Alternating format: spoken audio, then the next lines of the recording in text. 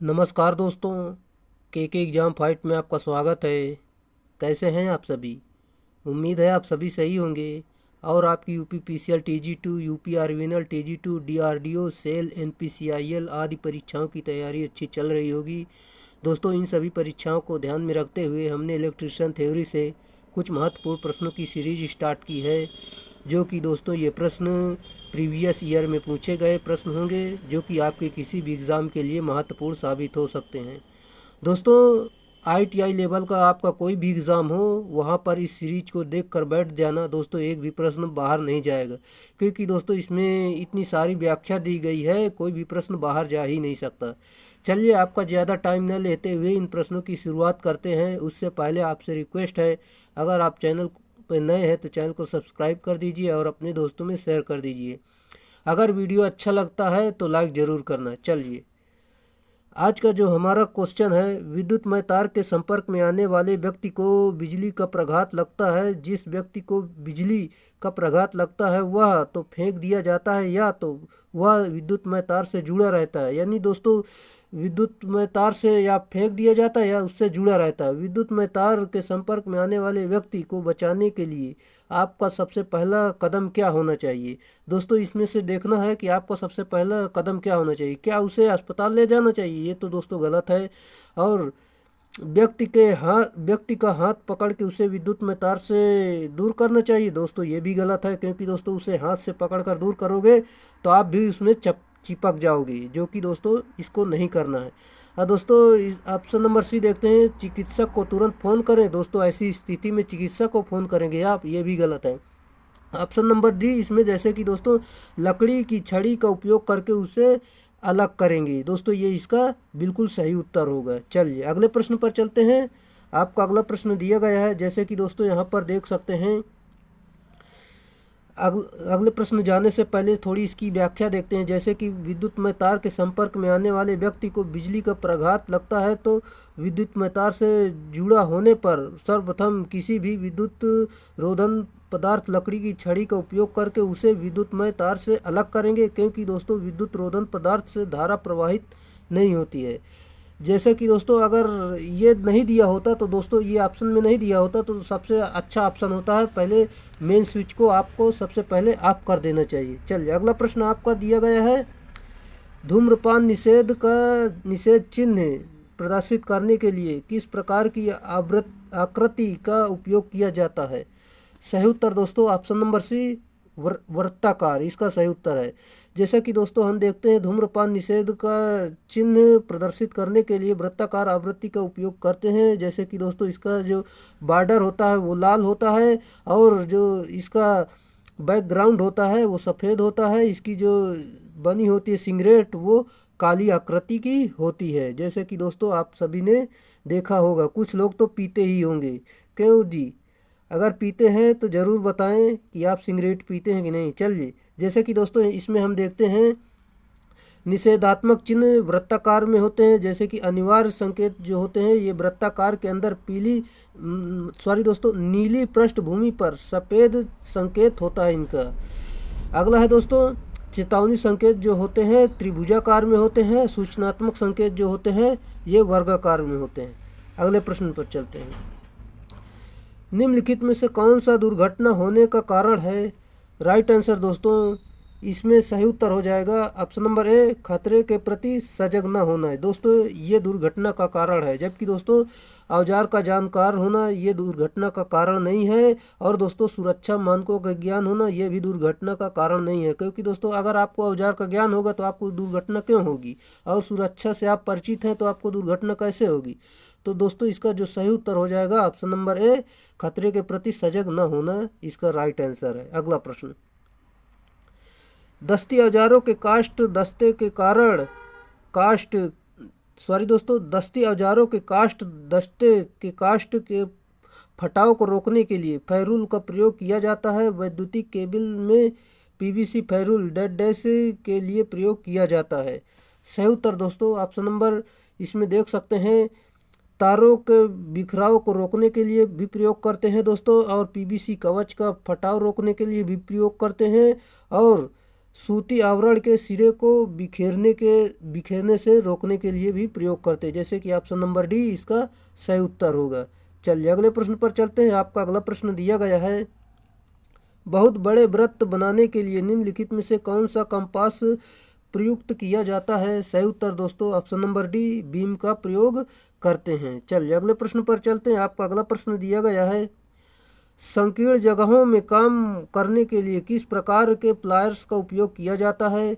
Right answer दोस्तों option number D लंबे नोकदार प्लायर का उपयोग करते हैं। जैसा कि दोस्तों इस प्लायर को सीधे एवं वृक्क जा के रूप में बनाया जाता है। इसका उपयोग विशेष रूप से छोटे भागों को सीमित परिक्षेत्र में पकड़ने के लिए किया जाता है और इसकी जो लंबाई होती है 160, 180 और 200 एवं 220 होती है। जैसे कि दोस्तों देख सकते हैं ये प्लायर होते हैं, देसी भाषा में प्लास इनको बोलते हैं।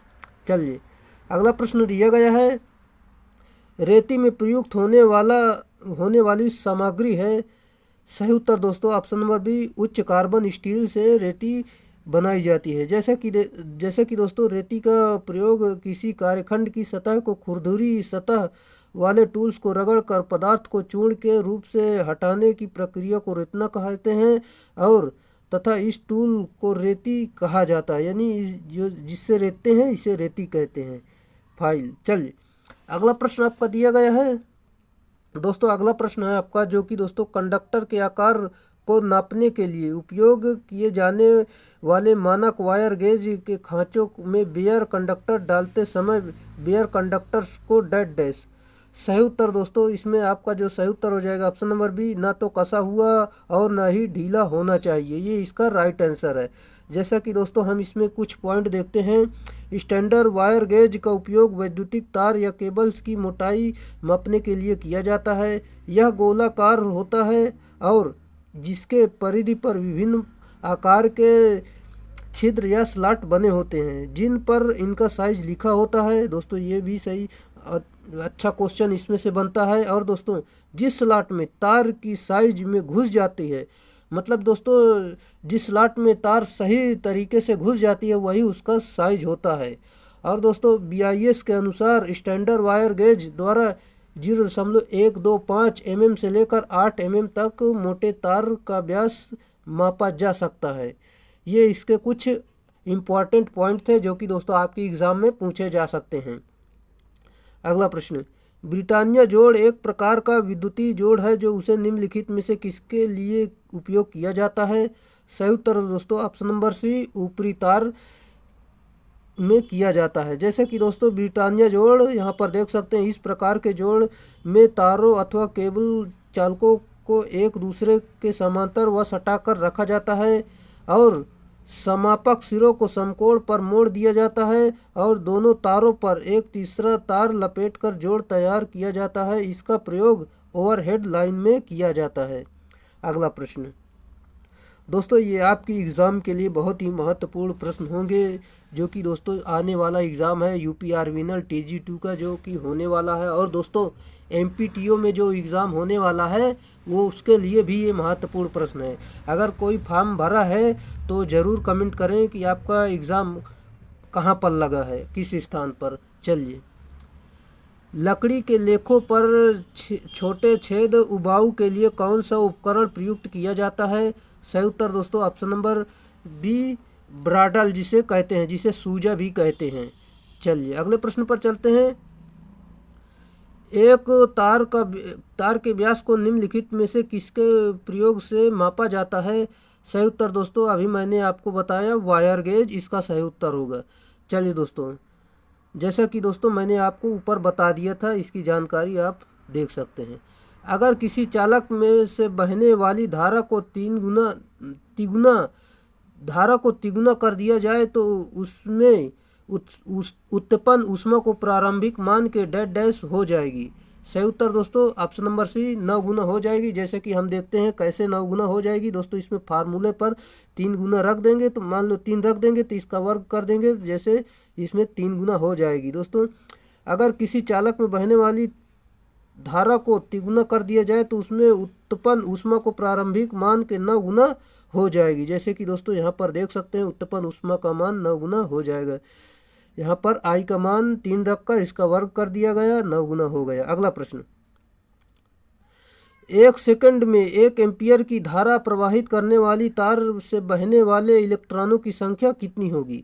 दोस्तों इसे आप हल करेंगे तो आपका उत्तर इसमें आएगा ऑप्शन नंबर डी 6.25 गुणे 10 की घाते 18 इलेक्ट्रॉन आएगा। जैसे कि दोस्तों मैं आपको बता दूं Q बराबर IT होता, और दोस्तों यहाँ पर N हमें निकालना है तो IT बराबर NE होता है। IT बराबर NE यहाँ पर मैं आपको बता दूं N बराबर निकालना है तो IT ऊपर चला जाएगा, अपन E नीचे आ जाएगा, जो कि दोस्तों इलेक्ट्रॉन पर आवेश 1.6 गुणे 10 की घाते -19 होता है। दोस्तों इससे भाग करेंगे तो आपका उत्तर यहाँ पर आ जाएगा, जो कि देख सकते हैं। अगला प्रश्न, कूलाम प्रति इकाई वोल्ट डैश डैश होता है। सही उत्तर दोस्तों ऑप्शन नंबर बी कैपेसिटेंस का यानी धारिता की इकाई होती है। जैसे कि दोस्तों देख सकते हैं धारिता बराबर कूलाम प्रति वोल्ट, इसका फार्मूला भी होता है, इसे ही कहते हैं। चलिए, और दोस्तों जो कैपेसिटेंस है वो प्लेटों के बीच में एक इकाई विभवांतर उत्पन्न करने के लिए जितनी आवेश की मात्रा की आवश्यकता पड़ती है धारिता कहलाती है। ये धारिता की परिभाषा थी। चलिए, एक बैटरी 20 ओम के प्रतिरोध से जुड़ी हुई है। यदि 0.75 एम्पियर की धारा उत्पन्न की जानी है तो बैटरी का विद्युत वाहक बल यानी ईएमएफ कितना होना चाहिए। दोस्तों आपको इसको आपको हल करना है। अगर आप हल करेंगे तो इसका जो राइट आंसर आएगा ऑप्शन नंबर डी 15 वोल्ट आएगा। जैसे कि मैं इसमें आपको बता देता हूं, जैसे कि R बराबर दिया गया है, I बराबर दिया गया है, E बराबर निकालना होता है। जैसे कि दोस्तों यहाँ पर E बराबर विद्युत वाहक बल बराबर होता है E बराबर IR। यहाँ पर देख सकते हैं दोस्तों, यहाँ पर I का मान रख दिया हमने और R का मान जो कि रेजिस्टेंस का मान रख कर यहाँ पर निकाल लिया गया, इसका गुणा करके 15 आ गया। ये इसका सही उत्तर होगा। दोस्तों हमारी क्लास में सवालों की संख्या काफ़ी ज़्यादा होती है, इसीलिए आप पेन और कॉपी लेकर जरूर बैठा करें। अगर जो सवाल आ जाए तो आप वीडियो को रोककर उस सवाल को सबसे पहले प्राथमिकता दिया करें, क्योंकि दोस्तों आपकी एग्ज़ाम में यूपी आर्विनल सरल पेपर नहीं बनाता। यूपी आर्विनल यूपीपीसीएल जो होते हैं काफ़ी हार्ड मान लो पेपर बनाते हैं। इनकी मेरिट तभी तो कम जाती है, नहीं तो दोस्तों जैसे कि पीएसयू यानी एनपीसीआईएल सेल वगैरह जो होती हैं ना, ये इसमें इतना सरल पेपर आ जाता है कि दोस्तों 150 का अगर 150 नंबर का प्रश्न है तो उसमें लगभग 145-148 मेरिट जाती है। इसीलिए दोस्तों उनके लिए तो सरल पेपर आता है। लेकिन दोस्तों जो यूपीपीसीएल TG2 स्टेट लेवल के कुछ एग्ज़ाम होते हैं, कई एग्ज़ामों की बात करूं जैसे कि DMRC है और सारे जगहों पर जो एग्ज़ाम होता है वहाँ काफ़ी टफ पेपर आता है। और दोस्तों जो रेलवे DFFCIL होती है वहाँ वो भी बहुत टफ पेपर बनाती है। दोस्तों इन सभी परीक्षाओं के लिए ये काफ़ी महत्वपूर्ण प्रश्न हैं, जो कि देख सकते हैं यूपीपीसीएल आसान पेपर नहीं बनाती है। अगला प्रश्न है, कांच में प्रतिरोध का डैश डैश तापमान गुणांक होता है। सही उत्तर दोस्तों ऑप्शन नंबर सी ऋणात्मक होता है, ये इसका सही उत्तर है। चलिए, जैसे कि दोस्तों चूंकि कांच का विद्युत रोधी पदार्थ और सभी विद्युत रोधी पदार्थ का तापमान गुणांक निगेटिव होता है, अर्थात इनका ताप बढ़ाने पर प्रतिरोध घटता है, और जबकि चालक एवं मिश्र धातुओं का प्रतिरोध ताप गुणांक धनात्मक होता है। अगला प्रश्न, 1 सेकंड के लिए प्रवाहित 1 एम्पियर धारा को डैश डैश कहा जाता है। बिल्कुल सिंपल है, ऑप्शन नंबर बी कूलाम कहते हैं। जैसे कि दोस्तों देख सकते हैं Q बराबर IT होता है, यहीं पर इसका मान निकाल लिया गया। जैसे कूलम्ब आवेश का मात्रक होता है, Q बराबर IT दिया गया है। चलिए अगला प्रश्न, निम्नलिखित में से कौन से यांत्रिक चोट के विरुद्ध केबल की रक्षा करता है। सही उत्तर दोस्तों ऑप्शन नंबर डी आर्मरिंग इसका सही उत्तर है। जैसे कि दोस्तों हम देखते हैं इसमें केबल का आर्मरिंग जस्तीकृत इस्पात या एल्युमिनियम के तारों या पत्तियों से निर्मित एक प्रकार की सघन जाली है। इससे केबल की यांत्रिक सामर्थ्य बढ़ने के साथ साथ तन्य सामर्थ्य एवं कठोरता भी बढ़ती है। ये कुछ इसका इम्पोर्टेंट पॉइंट था। चलिए अगले प्रश्न पर चलते हैं। दोस्तों इंटरव्यू में जो है NPCIL में पिछली बार पूछा गया था, एक वायर रख दिया गया था, 2-3 वायर दोस्तों, उसमें से कोर पूछ रहा था कि इसमें कौन सा मान लो मान लो बाहरी आवरण से सुरक्षा देगा, और कौन सा मान लो अभी इस तरह के पूछ रहा था। आप यहाँ पर देख सकते हैं, आघात से सुरक्षा, ये सारी जानकारी आपको होनी चाहिए, और स्किल टेस्ट में ये सब पूछे जाते हैं, जो कि पिछली बार NPCIL में पूछा गया था। जो गए होंगे पेपर देने, नहीं मान लो इंटरव्यू तक पहुँच गए, स्किल टेस्ट तक जो पहुँच गए हैं, उनसे आप पूछ सकते हैं, पूछा गया था। चलिए अगला प्रश्न आपका दिया गया है, निम्नलिखित में से कौन सी विशेषता इंसुलेटिंग पदार्थ के लिए सबसे उपयुक्त है? सही उत्तर दोस्तों ऑप्शन नंबर डी, उच्च परावैद्युत सामर्थ्य इसका सही उत्तर है। जैसा कि दोस्तों देख सकते हैं यहाँ पर, इंसुलेटर पदार्थों का प्रमुख गुण उच्च परावैद्युत सामर्थ्य होता है। जैसे कि विद्युत रोधी पदार्थ का तात्पर्य विद्युत के विरोध पदार्थ से होता है, यानी दोस्तों जिसमें विद्युत नहीं बहता है, जो कि दोस्तों जो विद्युत का विरोध करता है। और देखिए ये कई भाषा में दिए गए, जैसे कि विद्युत को रोकता है अथवा विद्युत के प्रवाह में रुकावट पैदा करता है।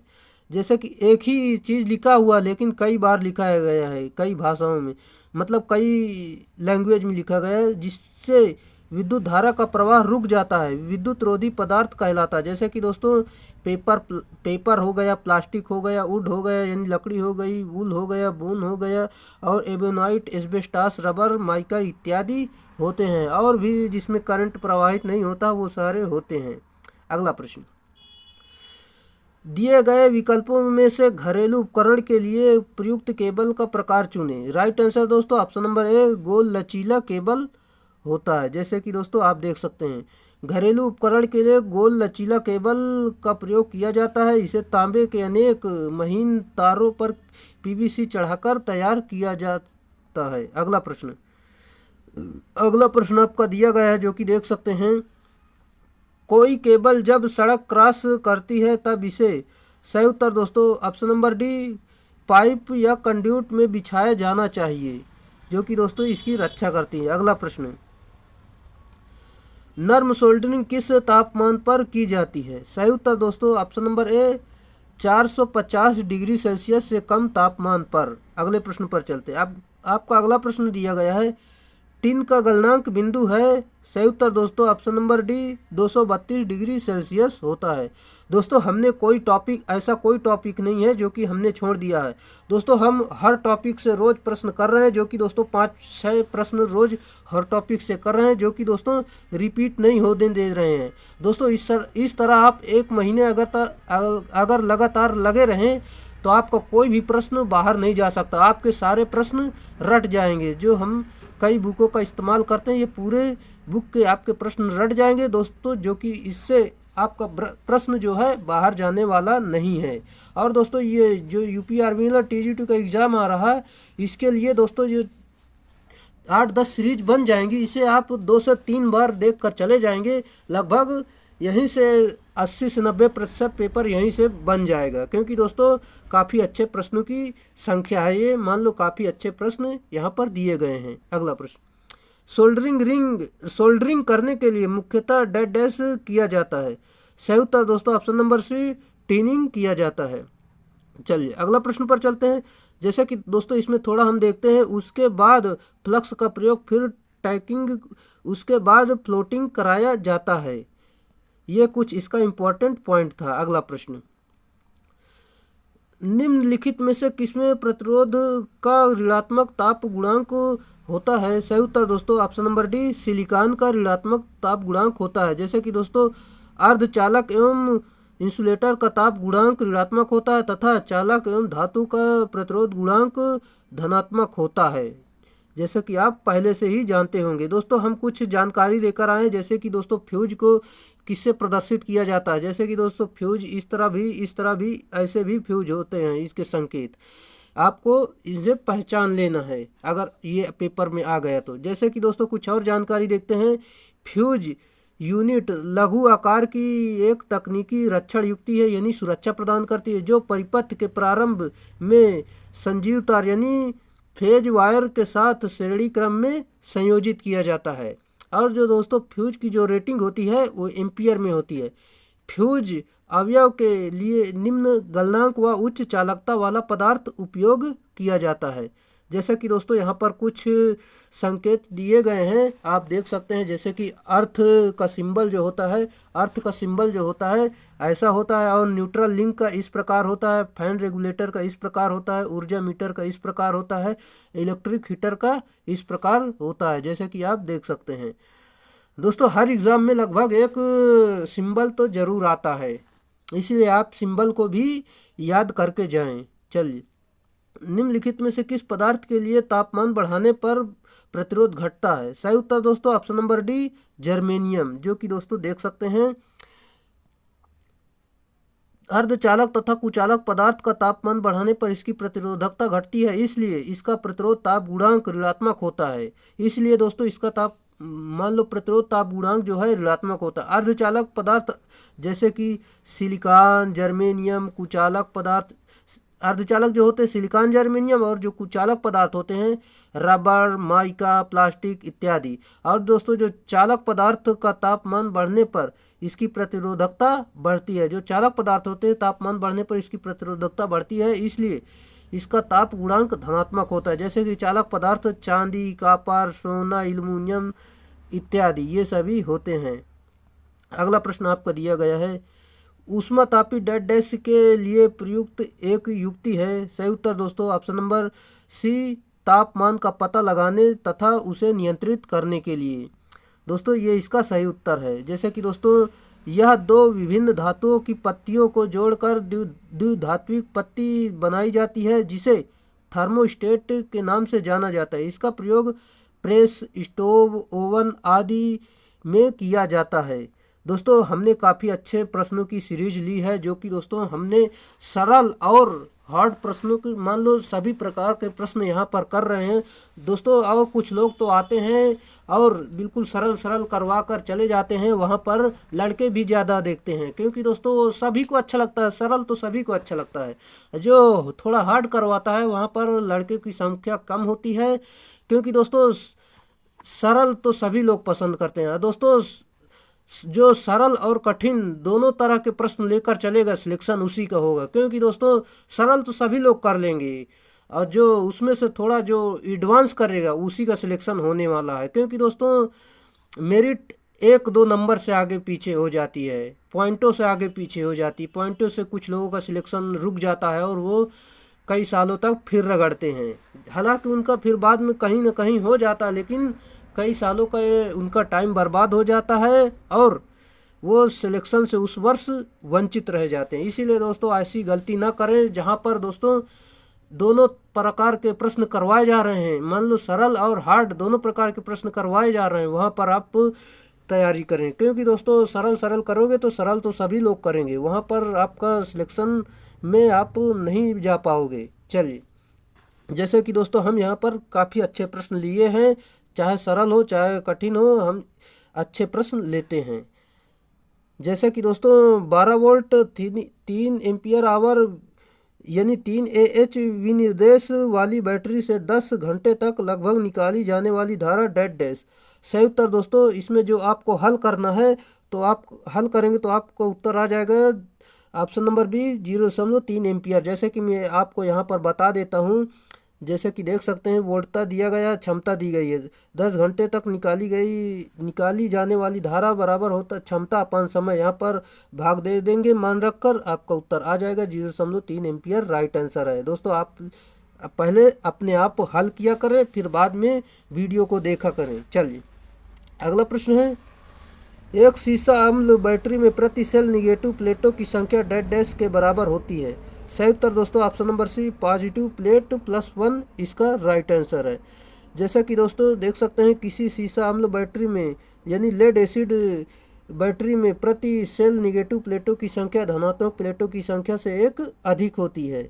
चलिए अगला प्रश्न है, अगर दोस्तों आप हमारे साथ लगभग 1-1.5 महीने जुड़ जाते हैं, आप इंडिया में ITI लेवल का कोई भी एग्ज़ाम दे देना, आपके जुबान पर इलेक्ट्रीशियन रटी होगी। इसीलिए दोस्तों कहते हैं आप इस क्लास को ज्वाइन जरूर किया करें, क्योंकि दोस्तों हम हर प्रकार के प्रश्न यहाँ पर करवा रहे हैं। कोई भी एग्ज़ाम आपको मान लो छूट नहीं जाएगा। यहाँ से हर प्रकार के प्रश्न आपको दिखा देंगे। चलिए, बैटरी का टिकल चार्जिंग डेड डैश के द्वारा आवेशित होती है। सही उत्तर दोस्तों ऑप्शन नंबर सी, बहुत कम करंट पर आवेशित किया जाता है। जैसे कि दोस्तों इसमें सल्फेटन दोष युक्त लेड एसिड बैटरी को पुनः कार्य अवस्था में लाने के लिए अति निम्न धारा दर जो है, सामान्य चार्जिंग की दर जो है 2 से 3% तक रखी जाती है। जबकि दोस्तों चार्ज करना ट्रिकल चार्जिंग, इतने पर चार्ज करना जो है ट्रिकल चार्जिंग कहलाता है। इस विधि द्वारा बैटरी को चार्ज करने के 1 सप्ताह अथवा इससे अधिक समय भी लग सकता है दोस्तों इस प्रकार की चार्जिंग में। चलिए अगले प्रश्न पर चलते हैं। आपका अगला प्रश्न दिया गया है, लेड एसिड यानी सीसा अम्ल वाली किसी बैटरी में इलेक्ट्रोलाइट डेड डैश होता है। सही उत्तर दोस्तों ऑप्शन नंबर सी, घुला सल्फ्यूरिक एसिड इसका राइट आंसर है। जैसे कि दोस्तों यहाँ पर देखते हैं दोस्तों, इसीलिए मैं आपको दोहरा देता हूँ कि आपका, ताकि मान लो आपका रट जाए, मान लो आपको ये जो प्रश्न है वो आपको रट जाए। सीसा अम्ल वाली बैटरी में इलेक्ट्रोलाइट घुला सल्फ्यूरिक एसिड होता है। सेल में इलेक्ट्रोलाइट के द्वारा ही धारा के प्रवाह होता है। चलिए अगला प्रश्न है,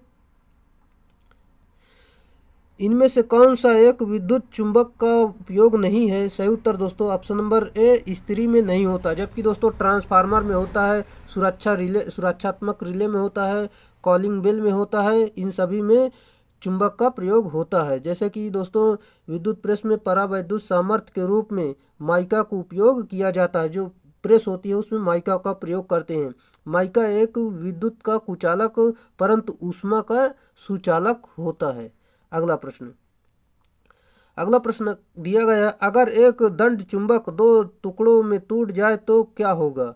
सही उत्तर दोस्तों ऑप्शन नंबर ए, प्रत्येक टुकड़ा एक अलग चुंबक बन जाएगा जिसके पास उत्तर और दक्षिण ध्रुव होंगे। ये इसका सही उत्तर होगा। दोस्तों अगर कोई भी चुंबक हो, अगर आप तोड़ देंगे उसे बीच से, तो वो दोनों चुंबक अलग अलग चुंबक बन जाएंगे। जैसे कि दोस्तों उनमें दोनों ध्रुव आ जाते हैं। अगला प्रश्न, जैसा कि यहाँ पर देख सकते हैं वही जानकारी दी गई है जो हमने आपको बता दी है। निम्नलिखित में से विकल्पों में से लौह चुंबकीय पदार्थ कौन सा है। सही उत्तर दोस्तों ऑप्शन नंबर सी, निकिल लौह चुंबकीय पदार्थ है। जैसा कि दोस्तों यहाँ पर हम देखते हैं जिसमें उच्च चुंबकीय गुण होते हैं वे फेरो चुंबकीय पदार्थ या लौह चुंबकीय पदार्थ कहलाते हैं। जैसे कि दोस्तों शुद्ध लोहा और कोबाल्ट, स्टील, निकिल आदि। जैसे कि दोस्तों पैरामैग्नेटिक मटेरियल जो होते हैं, मैग्नीशियम, एल्युमिनियम, प्लेटिनम इत्यादि होते हैं। डायामैग्नेटिक मटेरियल होते हैं कॉपर, और मान लो कॉपर जो हो सोना है, जर्मेनियम इत्यादि होते हैं। जैसे कि देख सकते हैं। अगले प्रश्न पर चलते हैं। प्रेरित ईएमएफ की दिशा हमेशा ऐसी होती है कि वह ईएमएफ के लिए जिम्मेदार प्रभाव में परिवर्तन करता है। यह गति के विरुद्ध प्रवाह को सेटअप करता है। यह कौन सा नियम है। दोस्तों विरुद्ध, यहाँ पर विरुद्ध यानी विरोध कर रहा करंट का। दोस्तों इसका ऑप्शन नंबर सी, लेंज का नियम इसका राइट आंसर है। जैसे कि दोस्तों लेंज के नियमानुसार देख सकते हैं E बराबर -n d∅/dt इसका सूत्र होता है। जैसे कि दोस्तों प्रेरित धारा की दिशा सदा ऐसी होती है कि जो उस कारण का विरोध करती है जिससे वह स्वयं उत्पन्न होता है। अगला प्रश्न आपका दिया गया है जो कि देख सकते हैं, एक ताप शक्ति ग्रह के निर्गत गैसों से ऊष्मा की वसूली करते हैं।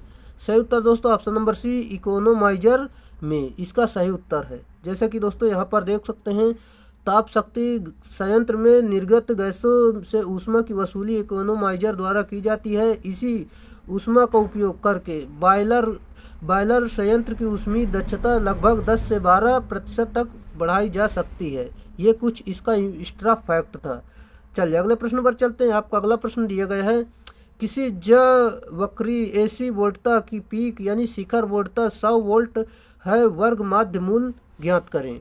दोस्तों इसका जो सही उत्तर हो जाएगा ऑप्शन नंबर डी, 70.7 वोल्ट इसका सही उत्तर होगा। जैसे कि दोस्तों सिंपल सा है, यहाँ पर जय वक्री एसी वोल्टता का पीक शिखर वोल्टता जो होता है वीएम बराबर 100 वोल्ट दिया गया है और वीआरएम बराबर निकालना है। जैसे कि दोस्तों इसका फार्मूला होता है Vm/√2। यहाँ पर देख सकते हैं Vm का मान लो Vm का मान रखेंगे तो यहाँ पर 100 रख देंगे और √2 का भाग दे देंगे, आपका आंसर आ जाएगा VRM बराबर 70.7 वोल्ट आ जाएगा। जैसा कि दोस्तों VRM बराबर वोल्टता का वर्ग माध्य मूल मान होता है और VM जो होता है वोल्टता का शिखर मान होता है। जैसे कि अगर आप नहीं जानते होंगे तो यहाँ से जान लीजिए। अगला प्रश्न दिया गया है जो कि देख सकते हैं यहाँ पर, एक पूर्ण तरंग दृष्टिकारी फुल वेव रेक्टिफायर की दक्षता लगभग कितनी होती है? दोस्तों ऑप्शन नंबर सी 81.2%, जबकि दोस्तों हाफ में होती है 40.6% होता है, जैसे कि दोस्तों देख सकते हैं। चलिए अगले प्रश्न पर चलते हैं। आपका अगला प्रश्न दिया गया है, सेतु रेक्टिफायर में कितने डायोड की आवश्यकता होती है? सही उत्तर 4 डायोड की आवश्यकता होती है, जबकि दोस्तों हाफ वेव रेक्टिफायर में 1 डायोड लगता है। पूर्ण तरंग सेंटर टेप दृष्टिकारी में 2 डायोड तथा अर्ध तरंग दृष्टिकारी यानी हाफ वेव में 1 डायोड की आवश्यकता होती है। चलिए अगले प्रश्न पर चलते हैं। आपका अगला प्रश्न दिया गया है, फिल्टर डायोड फिल्टर डायोड उपयोग किया जाता है कन्वर्ट करने के लिए? क्या कन्वर्ट करने के लिए किया जाता है? राइट आंसर दोस्तों ऑप्शन नंबर बी, एक कंपन वाले डीसी सिग्नल को स्थिर अवस्था वाले डीसी सिग्नल में करने के लिए किया जाता है।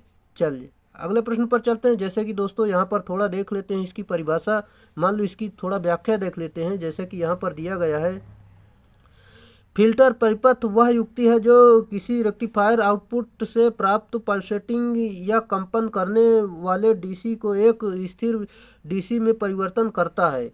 और दोस्तों डीसी में रिपल उसमें उपस्थित एसी मात्रा के कारण होता है, या अर्ध तरंग दृष्टिकारी में अधिक तथा पूर्ण तरंग दृष्टिकारी में कम होता है। ये कुछ इसका इम्पोर्टेंट पॉइंट था। अगला प्रश्न, लेपित कैथोड का उपयोग किसमें किया जाता है? सही उत्तर दोस्तों ऑप्शन नंबर ए, निम्न पावर ट्यूब में करते हैं। जैसे कि दोस्तों यहाँ पर देख सकते हैं, लेपित कैथोड का उपयोग निम्न पावर फैक्टर ट्यूब में किया जाता है, जबकि लेपित कैथोड की सहायता से अवरक्त किरणें सदस्य में बदल जाती हैं। साधारणतः प्रकाशित ट्यूब में फास्फोरस की कोटिंग करते हैं।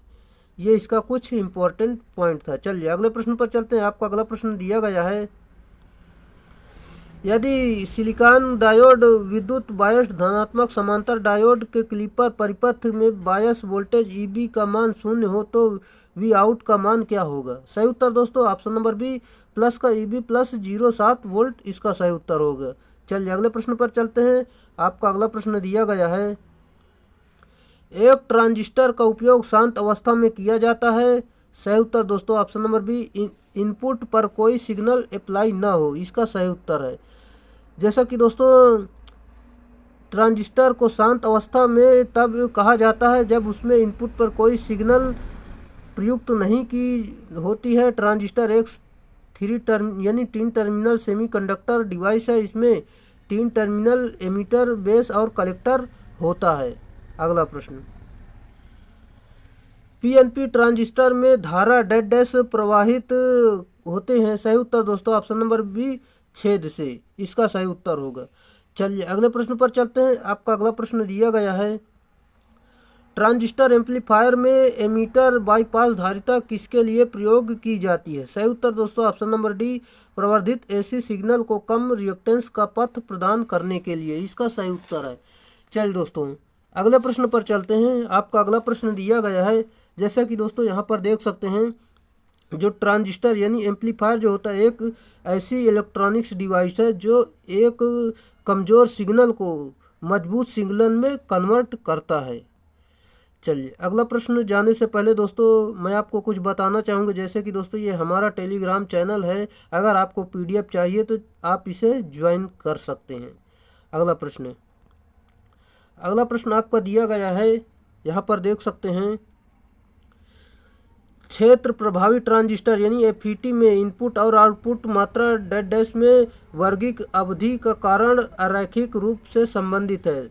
सही उत्तर दोस्तों ऑप्शन नंबर सी, शॉकले समीकरण में वर्गिक अवधि के कारण अरैखिक रूप से संबंधित है। जैसे कि दोस्तों यहाँ पर देख सकते हैं शॉकले समीकरण दिया गया है, ये आप देख सकते हैं। अगला प्रश्न पर चलते हैं।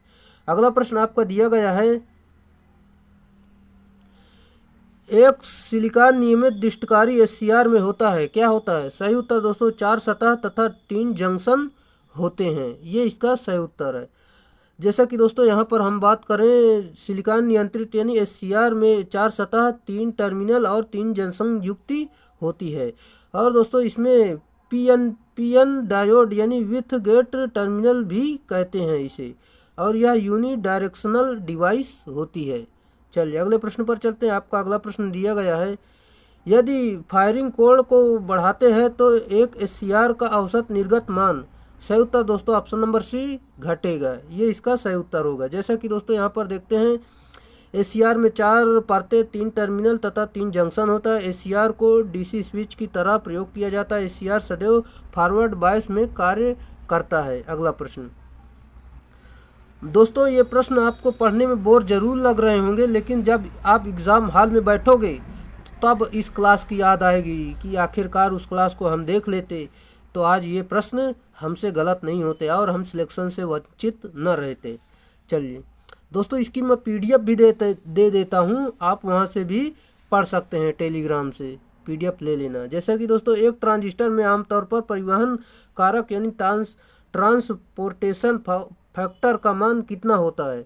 सही उत्तर दोस्तों ऑप्शन नंबर ए 0.995 इसका सही उत्तर होगा। जैसा कि दोस्तों यहाँ पर देख सकते हैं।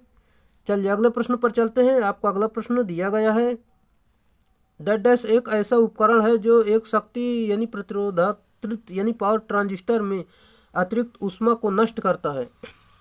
सही उत्तर दोस्तों ऑप्शन नंबर सी ऊष्मा अधिगम यानी हीट सिंक इसका सही उत्तर होगा।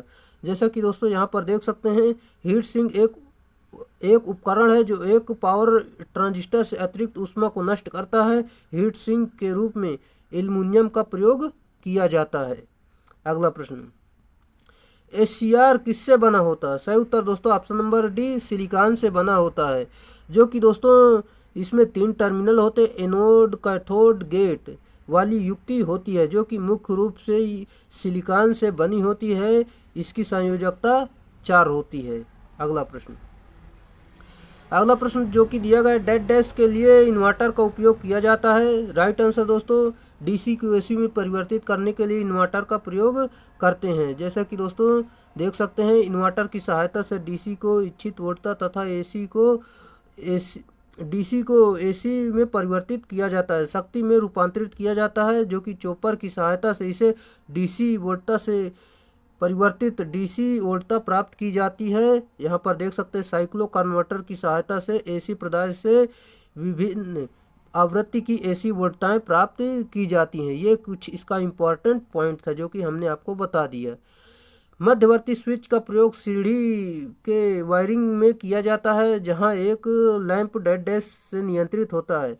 सही उत्तर दोस्तों ऑप्शन नंबर सी 3 और अधिक स्थान इसका राइट आंसर है। जैसा कि दोस्तों देख सकते हैं यहाँ पर, जहां एक लैंप या 3 से अधिक स्थान से नियंत्रित होता है, 3 स्थान से किसी एक लैंप को नियंत्रण करना, जैसे कि दोस्तों यहाँ पर देख सकते हैं। अगले प्रश्न पर चलते हैं। अगला प्रश्न आपको दिया गया है, बीआईएस के अनुसार फर्श से छत के पंखे की न्यूनतम ऊंचाई कितनी होती है? सही उत्तर दोस्तों ऑप्शन नंबर बी 2.75 मीटर इसका सही उत्तर होगा।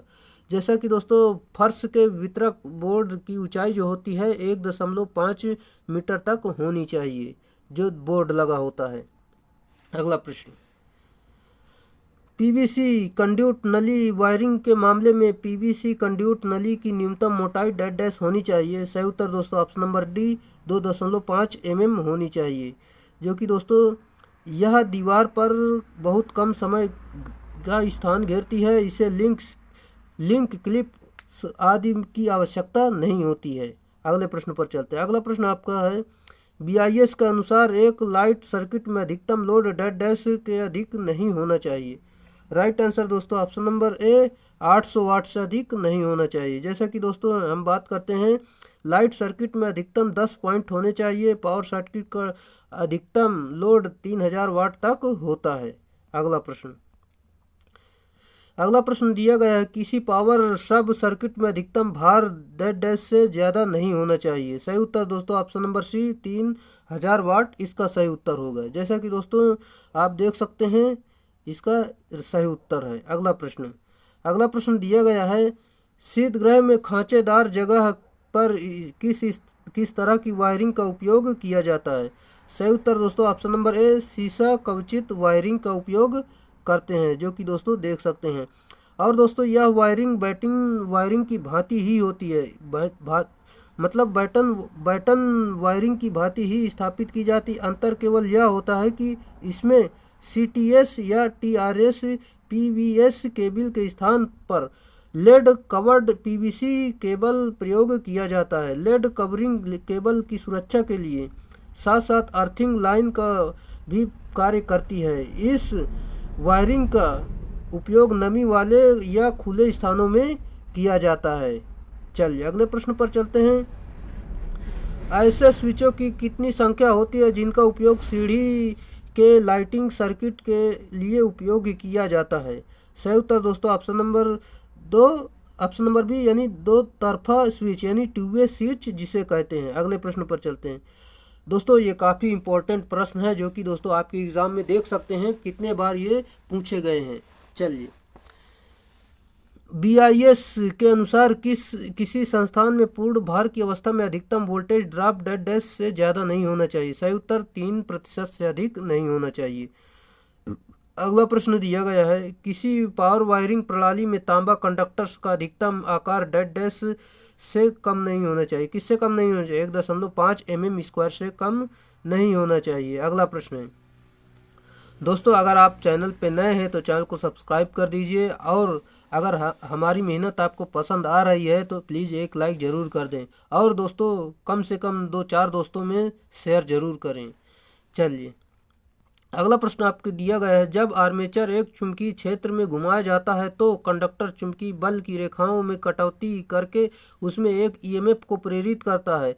जो लागू EMF का विरोध करता है इसे डेड डैश के रूप में जाना जाता है। सही उत्तर दोस्तों option number A, back EMF कहते हैं, इसका सही उत्तर है।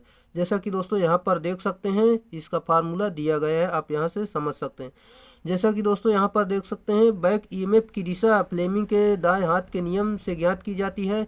बैक EMF को काउंटर EMF भी कहते हैं। चलिए, जैसा कि दोस्तों अब मशीनों से हमारे प्रश्न स्टार्ट हो गए हैं, जो कि दोस्तों आपको मशीनों को पढ़कर काफ़ी अच्छा लगेगा, क्योंकि दोस्तों हमने मशीनों से काफ़ी अच्छे प्रश्न लिए हैं। आर्मेचर प्रतिक्रिया को डेड डैश पर आर्मेचर द्वारा स्थापित चुंबकीय क्षेत्र के प्रभाव के रूप में परिभाषित किया जाता है। सही उत्तर दोस्तों option number B, main field flux पर आर्मेचर द्वारा स्थापित चुंबकीय क्षेत्र के प्रभाव के रूप में परिभाषित करते हैं।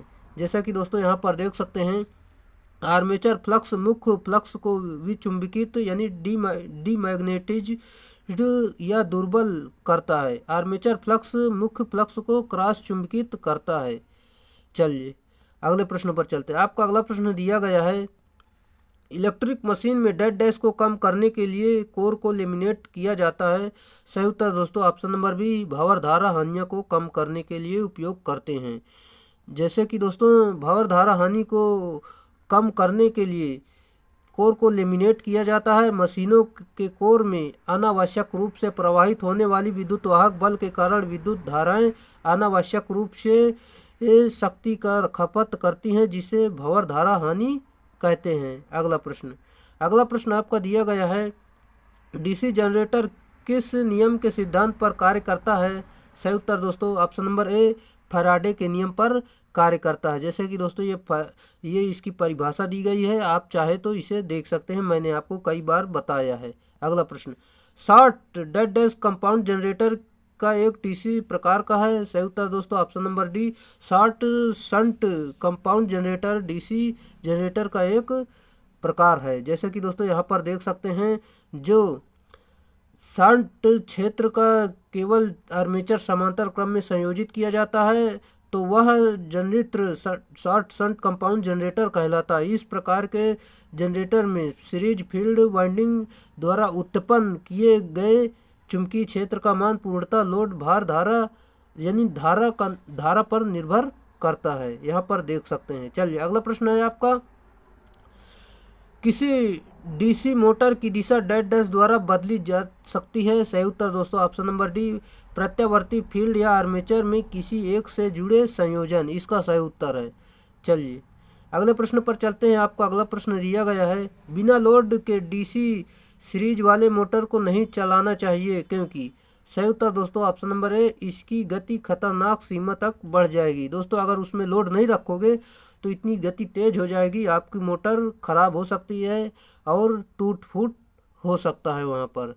जैसे कि दोस्तों देख सकते हैं अगला प्रश्न, यहाँ पर कुछ इसकी व्याख्या देखते हैं। जैसे कि नो लोड पर डीसी सीरीज मोटर को अति उच्च, मान लो अति गति जो होती है अति उच्च होती है, जो कि नो लोड की स्थिति में आर्मेचर धारा का मान बहुत कम होता है, जिसके कारण फ्लक्स का मान भी कम हो जाता है। चलिए अगला प्रश्न दिया गया, डीसी मोटर स्टार्टरों का उपयोग डैश डैश के लिए किया जाता है। सही उत्तर दोस्तों ऑप्शन नंबर ए, प्रारंभिक विद्युत धारा को नियंत्रित करने के लिए प्रयोग करते हैं। जैसा कि दोस्तों यहाँ पर देख सकते हैं, इसकी व्याख्या आप समझ सकते हैं। चलिए अगले प्रश्न पर चलते हैं। आपका अगला प्रश्न दिया गया है, डीसी सीरीज मोटर के लिए सबसे उपयुक्त है क्या है। सही उत्तर दोस्तों ऑप्शन नंबर सी, क्रेन में उपयुक्त करते हैं। जैसे कि दोस्तों डीसी सीरीज मोटर का उपयोग उन स्थानों पर करते हैं जहां उच्च प्रारंभिक टॉर्क की आवश्यकता होती है, जैसे क्रेन, हाईएस्ट ट्रैक्शन, विद्युत रेलगाड़ी, लिफ्ट आदि में करते हैं। अगला प्रश्न है, 3 पॉइंट स्टार्टर निम्नलिखित में से किसके लिए उपयुक्त होते हैं। राइट आंसर दोस्तों ऑप्शन नंबर ए, शंट एवं कंपाउंड दोनों मोटरों में करते हैं। जैसे कि दोस्तों जो 2 पॉइंट स्टार्टर होता है उसे सीरीज में करते हैं, और 3 और 4 पॉइंट शंट और कंपाउंड दोनों में किया जा सकता है। चलिए अगला प्रश्न पर चलते हैं, वार्ड लियोनार्ड नियंत्रण क्या है। सही उत्तर दोस्तों option number B, voltage control विधि है ये। चलिए अगले प्रश्न पर चलते हैं। दोस्तों यहाँ पर हम कुछ जानते हैं, जैसे कि दोस्तों वार्ड लियोनार्ड नियंत्रण एक विभव नियंत्रक विधि होती है। इसके द्वारा विलगित यानी सेपरेटली उत्तेजित मोटर की गति को नियंत्रित करते हैं। इसमें मोटर जनरेटर सेट का उपयोग करते हैं। चलिए अगला प्रश्न पर चलते हैं। आपका अगला प्रश्न दिया गया है, अगला प्रश्न है आपका, जो कि यहाँ पर देख सकते हैं, एक ट्रांसफार्मर के स्टील कोर के पास क्या गुण होने आवश्यक हैं। सही उत्तर दोस्तों ऑप्शन नंबर सी, उच्च भेद्यता और कम हिस्टैरिसीस नुकसान होता है। जैसे कि दोस्तों यहाँ पर देख सकते हैं, ट्रांसफार्मर कोर स्टील के कोर में उच्च विद्युतशीलता तथा कम हिस्टैरिसीस हानि होती है, मतलब हानि होनी चाहिए। ट्रांसफार्मर कोर में अल्प मात्रा में सिलिकॉन होता है। जैसे कि दोस्तों 0.5 से लेकर 5% और 99.5 से लेकर 95% तक प्योर आयरन होता है, जो कि सिलिकॉन स्टील होती है। जैसे कि दोस्तों ट्रांसफार्मर की कोर को पटलित कर देने पर भंवर धारा हानि भी कम हो जाती है। चलिए जैसा कि दोस्तों हम अगले प्रश्न पर चलते हैं, निम्नलिखित में से किस विद्युत उपकरण में सर्वाधिक दक्षता है। सही उत्तर दोस्तों ऑप्शन नंबर डी, ट्रांसफार्मर। ये तो सभी को पता ही होगा। जैसा कि दोस्तों हम बात करते हैं इसमें, क्योंकि इसमें किसी भी प्रकार का मूविंग पार्ट नहीं होता है, जिससे कि घर्षण आदि हानियाँ नहीं होती हैं। ट्रांसफार्मर की दक्षता लगभग 98% तक होती है। अगले प्रश्न पर चलते हैं, पावर ट्रांसफार्मर में इनपुट से आउटपुट तक कौन सी मात्रा परिवर्तित नहीं होती है। सही उत्तर दोस्तों ऑप्शन नंबर सी, फ्रीक्वेंसी परिवर्तित नहीं होती। बाकी दोस्तों धारा, वोल्टेज, आवृत्ति, ये सारी चीज़ बदल जाती है। और दोस्तों जो होता है ट्रांसफार्मर जो होता है वोल्टेज को परिवर्तित करता है, और इसमें निम्न वोल्टेज को उच्च और उच्च वोल्टेज को निम्न में करता है। जैसे कि वोल्टेज एक स्थिर फ्लक्स युक्ति होती है, यानी स्थायी होती है।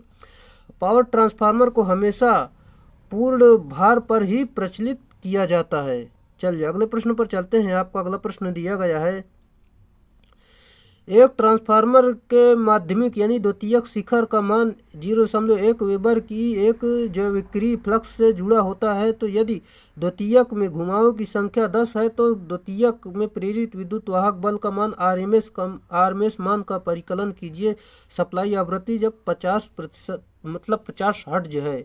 दोस्तों इसमें सिंपल सा फार्मूला होता है, जो कि मैं दोस्तों आपको बता देता हूँ। इस फार्मूले पर आपको मान रखना है तो आपका उत्तर आ जाएगा 222 वोल्ट। सही उत्तर हो जाएगा। जैसे कि दोस्तों यहाँ पर देख सकते हैं, राइट आंसर आपका यहाँ पर दिया गया। जैसे दोस्तों फ्लक्स दिया गया है 0.1 वेबर और फेरों की संख्या में अन्य दोनों N2 बराबर जो दिया गया है द्वितीयक को मान लो N2 बराबर दिया गया है 10, F बराबर 50 और फार्मूला होता है 4.44 फाइव एम इंटू एफ। इसका दिया गया फार्मूला यहाँ पर मान रख देंगे तो आपका उत्तर निकल कर आ जाएगा। अगला प्रश्न है, वितरण ट्रांसफार्मर में डेड डैश की अधिकतम दक्षता होती है। सही उत्तर ऑप्शन नंबर सी 50% लोड इसका सही उत्तर है। जैसा कि दोस्तों हम जानते हैं वितरण ट्रांसफार्मर ट्रांसफार्मर का एक डिजाइन इस प्रकार से किया जाता है कि 50% लोड पर ताम्र हानि और लव हानि के बराबर होती है, जबकि संचरण ट्रांसफार्मर की अधिकतम दक्षता लगभग पूर्ण लोड पर प्राप्त होती है। ये कुछ इसका पॉइंट था जो कि आपको जानना बेहद जरूरी था। ट्रांसफार्मर के स्कॉट संबंधक को डेड डैश भी कहा जाता है। सही उत्तर दोस्तों ऑप्शन नंबर बी टीटी कहते हैं। जैसे कि दोस्तों इसे 3 फेज 2 फेज में परिवर्तित करने के लिए किया जाता है। अगला प्रश्न आपका दिया गया है, ट्रांसफार्मर को डेड डैश के लिए प्रयुक्त किया जाता है। सही उत्तर दोस्तों ऑप्शन नंबर बी उच्च प्रत्यावर्तित धारा के मापन के लिए करते हैं। जैसा कि दोस्तों यहाँ पर देख सकते हैं धारा यानी करंट ट्रांसफार्मर को उच्च परिवर्तित धारा को मापने के लिए प्रयुक्त किया जाता है, जबकि यह एक स्टेप अप ट्रांसफार्मर होता है। और जो दोस्तों होता है उच्च विभव यानी पोटेंशियल ट्रांसफार्मर जो होता है उसे उच्च विभव को मापने के लिए विभव यानी पोटेंशियल ट्रांसफार्मर का प्रयोग किया जाता है। यह एक स्टेप डाउन ट्रांसफार्मर होता है। अगला प्रश्न आपका दिया गया है, एक गैल्वेनोमीटर का प्रतिरोध 0.5 ओम और पूर्ण स्केल पैमाने पर विक्षेपण 10 मिली एम्पियर है तो 1 एम्पियर के लिए शंट रजिस्टर उपकरण के परास की सीमा क्या होगी। दोस्तों इसका जो सही उत्तर हो जाएगा 5/990 ओम, जो कि देख सकते हैं यहाँ पर मान रख दिया गया है। यहाँ पर फार्मूला दिया गया है RS बराबर RM/M-1। यहाँ पर M का मान I/IM यहाँ पर मान रख दिया गया है तो आपका मान निकल कर आ जाएगा 5/990 जो कि ओम इसका सही उत्तर होगा। अगला प्रश्न दोस्तों जो सवाल आए ये सवाल आपको वीडियो को रोक कर पहले आपको खुद से हल करना चाहिए, फिर बाद में वीडियो अगर ना आए तब वीडियो को देखकर हल करना चाहिए। जैसा कि दोस्तों यहाँ पर तो आप यहाँ से देखकर हल कर लोगे, लेकिन वहाँ एग्ज़ाम हॉल में कैसे करोगे, इसलिए दोस्तों आप सवालों की प्रैक्टिस अभी से खूब कर लीजिए।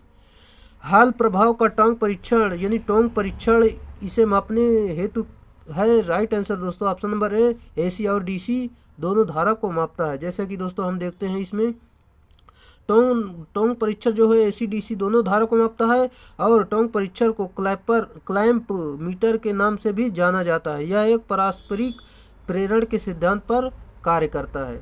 अगला प्रश्न आपका दिया गया है, डेड डैश एक कम मूल्य का तापांतर मापी है। सही उत्तर दोस्तों option number A iron constantan इसका राइट आंसर है।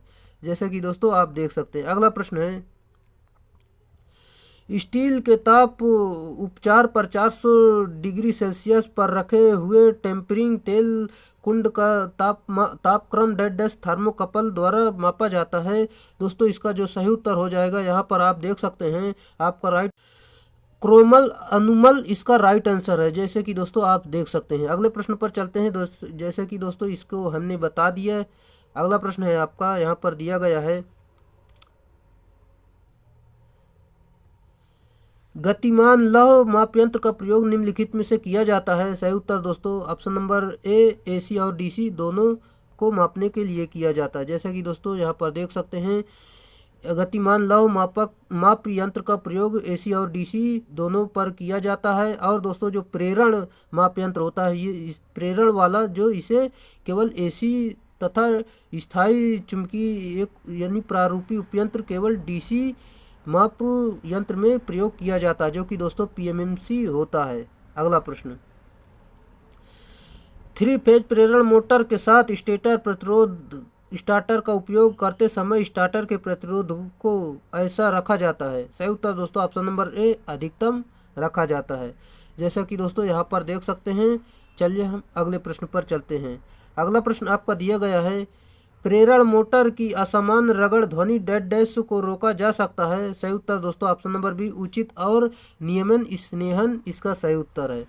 चलिए अगले प्रश्न पर चलते हैं दोस्तों। यहाँ पर देखते हैं यह आवाज़ बियरिंग आने पर स्नेहन से समाप्त हो जाता है, जैसे कि दोस्तों हमने आपको बता दिया। अगला प्रश्न है एक ड्यूल स्टार्टर के कनेक्टर यानी कनेक्टर बोल रहे हैं, कनेक्टर कॉइल का क्या कार्य है। सही उत्तर दोस्तों option number D running on state इसे कहते हैं, जैसे कि दोस्तों इसका कार्य होता है। चलिए यहाँ पर देखते हैं दोस्तों कनेक्टर सभी स्टार्टर का मुख्य घटक होता है। यह एक प्रकार की ऐसी स्विचिंग युक्ति है जो एक साथ कई परिपथ को ऑन या ऑफ कर सकती है।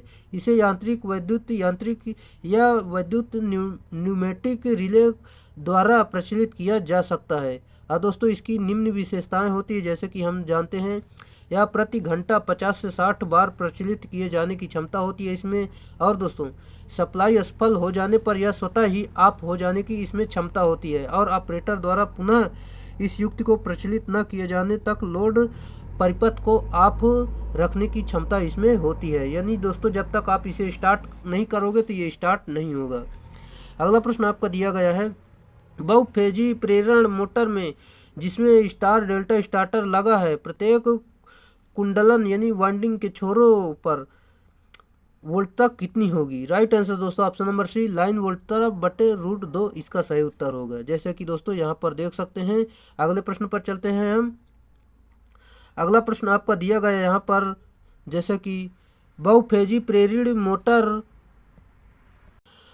और तुल्यकालक मोटरों का कार्यों का संबंध में कौन सा सही है। दोस्तों इसका राइट आंसर है ऑप्शन नंबर बी तुल्यकारक मोटरों की शक्ति गुणांक सुधारती है और प्रेरित मोटरों कम करती है, ये इसका सही उत्तर है। जैसे कि दोस्तों यहाँ पर हम जानते हैं बहुफेजी प्रेरित मोटर और तुल्यकालिक मोटरों को कार्य करने में तुल्यकारक मोटरें शक्ति गुणांक सुधारती हैं तथा प्रेरण मोटरें कम करती हैं। अगला प्रश्न डबल केज पिंजरा मोटर यानी double cage squirrel cage motor के साथ ड्यूल स्टार्टर किस शक्ति तक मोटर के साथ लगाया जा सकता है। सही उत्तर दोस्तों ऑप्शन नंबर सी 1.5 किलोवाट इसका सही उत्तर होगा। जैसा कि दोस्तों देख सकते हैं ड्यूल स्टार्टर जो होता है 3 अश्वशक्ति मान लो 5 अश्वशक्ति तक लगाया जाता है। अगले प्रश्न पर चलते हैं। आपका अगला प्रश्न है एक पंप 3 फेज प्रेरण मोटर प्रेषित वोल्टता के आधे मान पर चलाई जाती है, इसका क्या परिणाम होगा। सही उत्तर दोस्तों ऑप्शन नंबर ए मोटर खराब हो जाएगी, ये इसका सही उत्तर होगा। चलिए अगला प्रश्न है आपका। अगला प्रश्न दिया गया है देख सकते हैं सिंगल फेज मोटर को स्टार्टिंग कैपेसिटर होता है। सही उत्तर दोस्तों ऑप्शन नंबर ए वैद्युत अपघट्य कैपेसिटर होता है, जैसा कि दोस्तों देख सकते हैं। अगले प्रश्न पर चलते हैं। आपका अगला प्रश्न दिया गया है यहाँ पर देख सकते हैं निम्नलिखित में से किस मोटर का स्टार्टिंग बलाघूर्ण अधिकतम होता है। सही उत्तर दोस्तों option number B capacitor start motor सबसे ज़्यादा इसका होता है, फिर दोस्तों यूनिवर्सल मोटर का होता है, जबकि दोस्तों सबसे कम छादित पोल यानी शेडेड पोल मोटर का सबसे कम होता है। जैसा कि दोस्तों यहाँ पर बताया भी गया देख सकते हैं कैपेसिटर स्टार्ट मोटर का स्टार्टिंग टार्क उच्च होता है और शेडेड पोल मोटर का स्टार्टिंग टार्क बहुत निम्न होता है। चलिए अगला प्रश्न निम्नलिखित में से कौन सी सिंगल फेज मोटर का उच्च पावर फैक्टर पर चलेगी। सही उत्तर दोस्तों option number B capacitor run motor इसका सही उत्तर होगा। जैसे कि दोस्तों यहाँ पर हम कुछ देखते हैं जैसे कि capacitor run motor power factor capacitor motor का जो पावर फैक्टर होता है वो उच्च होता है क्योंकि इसकी रनिंग अवस्था में कैपेसिटर जुड़ा होता है। और दोस्तों यूनिवर्सल मोटर का पावर फैक्टर उच्च होता है लेकिन कैपेसिटर इसकी तुलना में कैपेसिटर रन मोटर की तुलना में कम होता है और शेडेड पोल मोटर का पावर फैक्टर जो होता है सबसे कम होता है यानी निम्न होता है। अगला प्रश्न है आपका। अगला प्रश्न दिया गया है देख सकते हैं एक सिंक्रोनस यानी तुल्यकालिक जनरेटर का वोल्टेज रेगुलेशन ऋणात्मक हो सकता है। सही उत्तर दोस्तों यहाँ पर देख सकते हैं आप लोड पावर फैक्टर लीडिंग होता है, इसका right answer option number B सही उत्तर हो जाएगा। चलिए दोस्तों यहाँ पर देख सकते हैं वोल्टता नियमन बराबर EB - V/V गुणित 100 देख सकते हैं इसका मान दिया गया है। यहाँ पर पश्चगामी और अग्रगामी इकाई, ये सारी जानकारी आप देख सकते हैं, जो कि दोस्तों आपकी एग्ज़ाम पॉइंट से बेहद ही महत्वपूर्ण है, यहाँ पर देख सकते हैं। चलिए देखते हैं।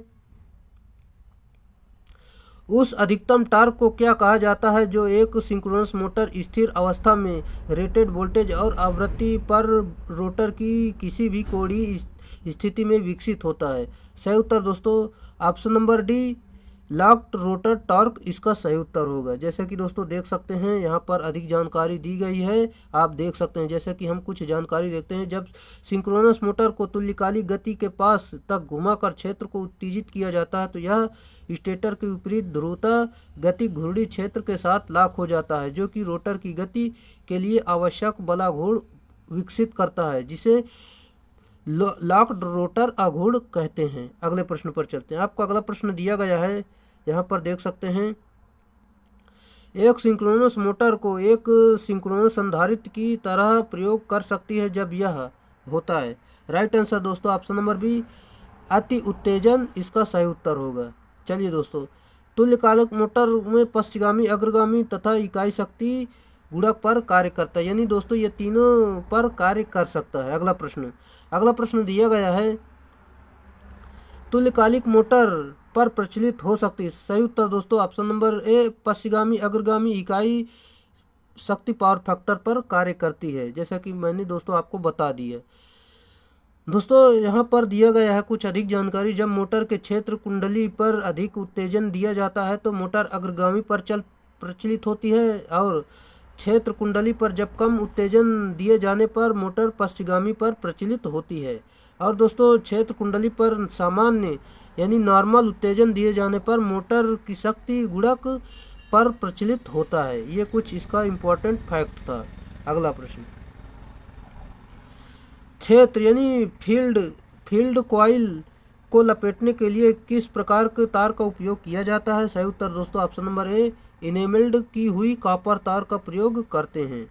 जैसा कि दोस्तों देख सकते हैं यहाँ पर दिया गया है, कॉपर तार का उपयोग विद्युत चालक के ऊपर किया जाता है, क्योंकि दोस्तों कॉपर तार की चालकता उच्च होती है, इसलिए इसका कॉपर तार का उपयोग मशीनों के कुंडलन यानी वाइंडिंग तथा कॉइल आदि बनाने में किया जाता है। चलिए अगले प्रश्न पर चलते हैं। आपका अगला प्रश्न दिया गया है, यहाँ पर देख सकते हैं, निम्न में से किस वाइंडिंग में कुंडली को प्रारंभिक और अंतिम सिरे एक दूसरे को क्रॉस करते हुए लघु परिपथ का कारण बनते हैं? राइट आंसर दोस्तों option number D, retrogressive winding इसका सही उत्तर होगा। चलिए यहाँ पर देख सकते हैं दोस्तों रेट्रोग्रेसिव वाइंडिंग के बारे में। अगला प्रश्न पर चलते हैं हम। यहाँ पर देख सकते हैं दोस्तों, जैसे कि दोस्तों यहाँ पर दिखाया गया है फिगर द्वारा। और दोस्तों इसकी हम बात करें तो इस संयोजन में कम्यूटेटर पिच का मान -1 रखा जाता है। रेट्रोग्रेसिव वाइंडिंग में कम्यूटेटर साइड से देखने पर वाइंडिंग वामावर्त दिशा में आगे बढ़ती है। ये इसका कुछ इम्पोर्टेंट फैक्ट था, जो कि दोस्तों आपकी एग्ज़ाम के लिए महत्वपूर्ण है। दोस्तों अगर आप चैनल पे नए हैं तो चैनल को सब्सक्राइब कर दीजिए, और अगर हमारा पढ़ाया हुआ पसंद आ रहा है तो एक लाइक ज़रूर कर दें, और दोस्तों कम से कम 2-4 दोस्तों में ज़रूर शेयर करें। यदि खांचे का कोण 30 वैद्युत डिग्री अंश हो तो मुख्य कुंडलन यानी मुख्य वाइंडिंग खांचा एक से प्रारंभ होती है तो प्रारंभिक वाइंडिंग प्रारंभ होती है।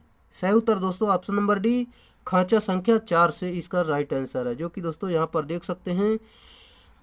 अगले प्रश्न पर चलते हैं हम। आपका अगला प्रश्न दिया गया है, यदि पोल्स की संख्या 4 है और खांचों की संख्या 24 है तो पोल पिच का मान क्या होगा?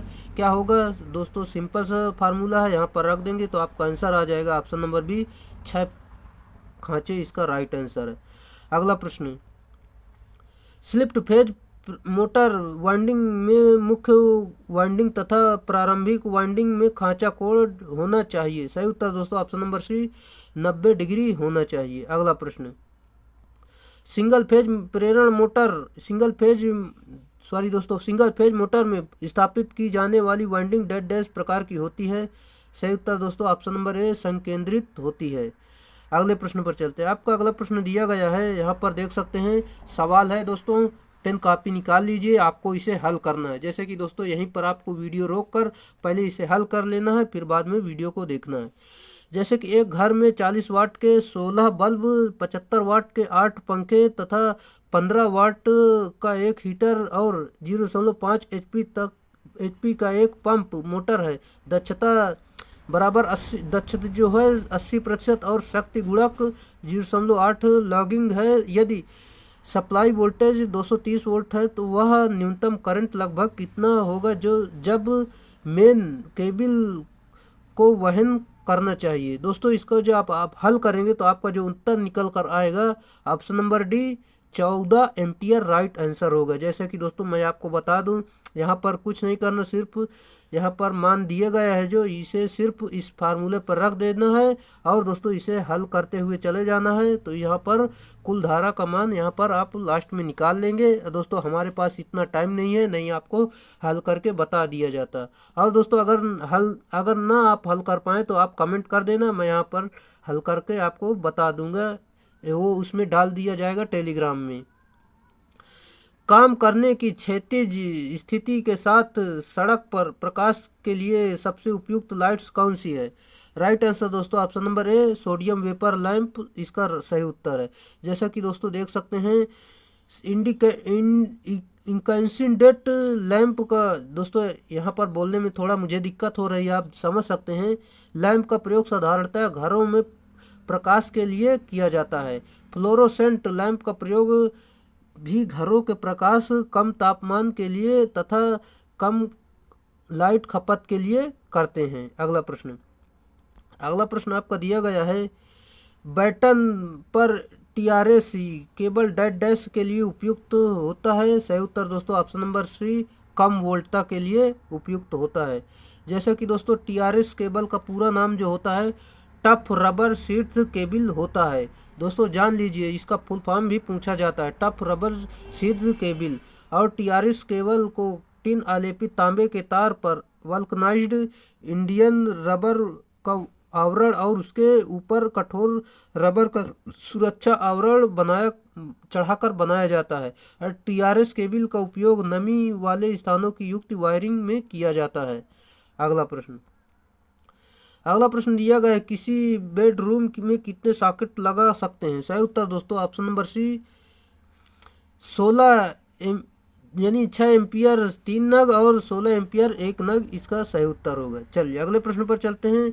आपका अगला प्रश्न दिया गया है, घरेलू या औद्योगिक बिजली के स्थापन की बिजली खपत किलोवाट घंटे में को मापने के लिए इस्तेमाल में कौन से एनर्जी मीटर का इस्तेमाल किया जाता है? सही उत्तर दोस्तों option number C single phase energy meter का प्रयोग करते हैं।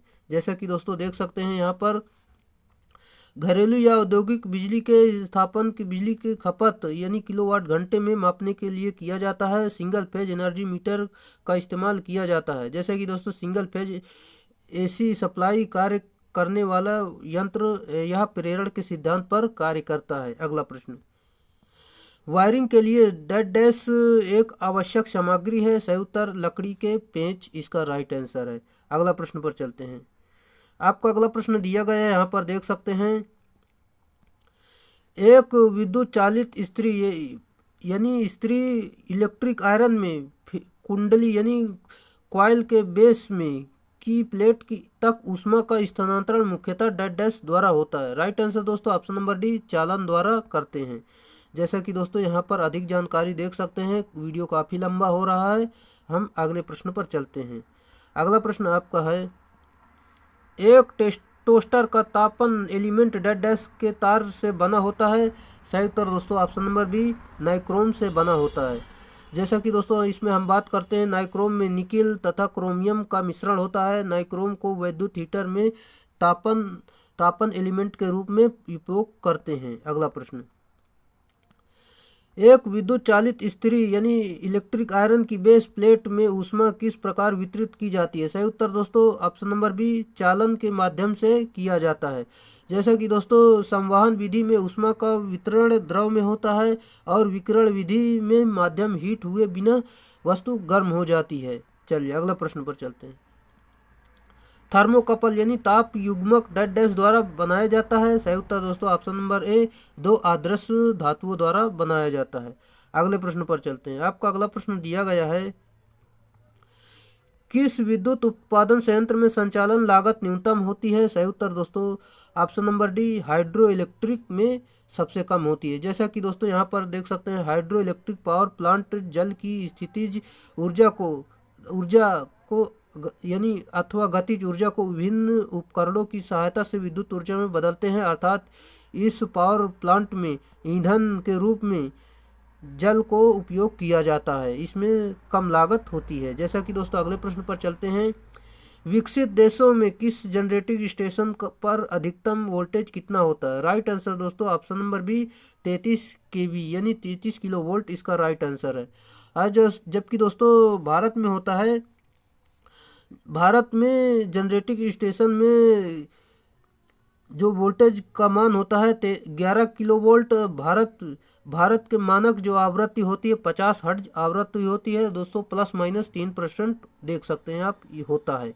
अगला प्रश्न, किस बिजली संयंत्र में सर्ज टैंक का उपयोग किया जाता है? सही उत्तर दोस्तों option number A, hydro electric power plant में करते हैं। और दोस्तों देखते हैं, सर्ज टैंक पेनस्टॉक में प्रवाहित होने वाली पानी को यानी वाटर हैमरिंग से बचाता है। हाइड्रो इलेक्ट्रिक पावर प्लांट में प्रदूषक नहीं होता है और तथा इस प्लांट की दक्षता सर्वाधिक होती है। अगला प्रश्न दोस्तों, इसमें ईंधन तो रखना नहीं है, यहाँ पर इसकी दक्षता भी अधिक होती है। अगला प्रश्न दिया गया है, ईंधन सेल के संबंध में निम्नलिखित में से कौन सा सत्य नहीं है? राइट आंसर दोस्तों यहाँ पर देख सकते हैं, वे उच्च प्रदूषण का कारण बनते हैं और उनका ऑपरेशन शोर भरा होता है। दोस्तों देख सकते हैं, बाकी दोस्तों आप सभी ये सभी सही हैं, आप इन्हें देख लेना। अगले प्रश्न पर चलते हैं। अगला प्रश्न आपका दिया गया है, निम्नलिखित में से क्या किसी संचरण लाइन के कंडक्टर को पोल से अलग करता है? सही उत्तर दोस्तों ऑप्शन नंबर बी, डिस्क कुचालक करता है। चलिए अगले प्रश्न पर चलते हैं। आपका अगला प्रश्न दिया गया है, कोरोना के कारण ओजोन यानी कोरोना के कारण ओजोन की उपस्थिति विद्युत प्रणालियों पर डैश पर प्रभाव डालती है। सही उत्तर दोस्तों ऑप्शन नंबर बी, चालक का संचारण इसका राइट आंसर है। चलिए अगले प्रश्न पर चलते हैं। जैसा कि दोस्तों यहाँ पर देख सकते हैं अधिक जानकारी, अगले प्रश्न पर चलते हैं। आपका अगला प्रश्न दिया गया है, केबल के इंसुलेशन के लिए निम्नलिखित में से किस सामग्री का प्रयोग किया जाता है? Option number C, polyvinyl chloride का उपयोग करते हैं। दोस्तों ये ज़्यादा खास इम्पोर्टेंट नहीं है, जो कि दोस्तों जो इम्पोर्टेंट था वो मैंने आपको बता दिया है। अगला प्रश्न दिया गया है, कॉपर चालक के केबल निम्नलिखित में से जोड़ा जा सकता है? राइट आंसर दोस्तों ऑप्शन नंबर बी, सोल्डरिंग का उपयोग करते हैं। अगले प्रश्न पर चलते हैं। आपका अगला प्रश्न किया गया है, निम्न तनन केबल की वोल्टेज होती है? सही उत्तर दोस्तों ऑप्शन नंबर डी, 1000 वोल्ट इसका राइट आंसर है। अगले प्रश्न पर चलते हैं, तुल्यकालिक मोटर में मंदन वाइंडिंग का प्रयोग सामान्यतः किया जाता है? राइट आंसर दोस्तों ऑप्शन नंबर डी, हंटिंग को रोकने और स्टार्टिंग वाला घूर्ण उत्पन्न करने के लिए करते हैं। अगला प्रश्न पर चलते हैं, 78 MOS IC का नियमित निर्गत वोल्टेज होता है? सही उत्तर दोस्तों ऑप्शन नंबर ए, +5 वोल्ट का प्रयोग होता है। अगला प्रश्न, 3 पिन वोल्टेज नियामक आईसी के निर्गत सिरों आर पार संधारित्र प्रयोग करने का उद्देश्य है? राइट आंसर दोस्तों ऑप्शन नंबर ए, परिपथ की ऑन ऑफ अवस्थाओं में विकसित क्षणिक दोलनों को बाईपास करना इसका सही उत्तर है। चलिए अगले प्रश्न पर चलते हैं, स्विच मोड का पावर सप्लाई यानी एसएमपीएस परिवर्तित करती है? राइट आंसर दोस्तों ऑप्शन नंबर सी, निम्न वोल्टेज डीसी को उच्च वोल्टेज डीसी में परिवर्तित करती है। चलिए अगले प्रश्न पर चलते हैं। आपका अगला प्रश्न है, 7815 आईसी के लिए निम्नतम अधिनियम डीसी निवेश वोल्टेज होनी चाहिए? Right answer option number C, 17 volt होना चाहिए। अगला प्रश्न है, 78XX तथा 79XX शक्ति आपूर्ति आईसी बनाई जाती है? Right answer option number A, TO 220 packing में। अगले प्रश्न पर चलते हैं दोस्तों, जो कि दोस्तों आपके ये प्रश्न कंप्लीट हुए, यहाँ पर देख सकते हैं। दोस्तों ये हमारा पढ़ाया हुआ आपको कैसा लगा? आपके एग्ज़ाम के लिए काफ़ी हेल्पफुल होगा। जैसा भी लगा हो, अगर हार्ड लगा हो तो भी अच्छा है, अगर सरल लगा भी हो तो भी अच्छा है। दोस्तों यहाँ से प्रश्न बनेंगे ही बनेंगे, ये इसमें कोई शक वाली बात नहीं है। और जो दोस्तों सरल सरल प्रश्न पढ़ने से कुछ नहीं होगा दोस्तों, उनको तो सारे लोग करेंगे। और दोस्तों इस तरह के प्रश्न करना आपको ज़रूरी है, जो कि दोस्तों आज हमने काफ़ी अच्छे प्रश्नों को यहाँ पर किया है। चलिए दोस्तों आज के लिए इतना ही रहेगा। अगर दोस्तों आप चैनल पे नए हैं तो चैनल को सब्सक्राइब कर लीजिए, क्योंकि दोस्तों हम इसी तरह के वीडियो लेकर आते रहते हैं। आप इस तरह की पढ़ाई के लिए आप चैनल को सब्सक्राइब कर सकते हैं। और दोस्तों अगर वीडियो अच्छा लगा हो तो लाइक कर देना। चलिए, और दोस्तों में शेयर ज़रूर करना। आज के लिए इतना ही रहेगा, फिर मिलेंगे नेक्स्ट वीडियो में, तब तक के लिए बाय।